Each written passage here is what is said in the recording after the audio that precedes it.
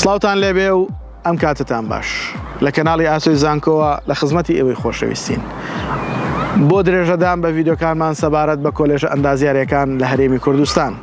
لەم ڤیدۆیەدا باسی کۆلێژی ئەندازیاری بەشی شارستانی بۆ ئێوەی خۆشەویست دەکەین تاوەکو بزانین بەشی شارستانی لە چەند زانکۆی هەرێمی کوردستان هەن، زانکۆکان لە کامانە شارن، کەمترین کۆنمرە وەرگیراوەکان بە زانکۆ لاین و پارالێل چەند بووە بۆ بەشی شارستانی لە کۆلێژی ئەندازیاری.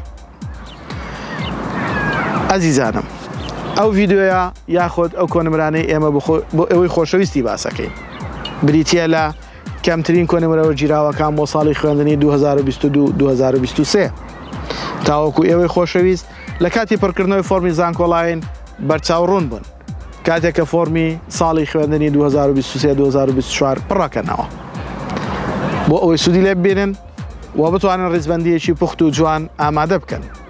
ئێوەش بۆ وەرگرتنی داتا و زانیاریەکانی ئەم ڤیدۆیە تا کۆتایی بینەرمان بن.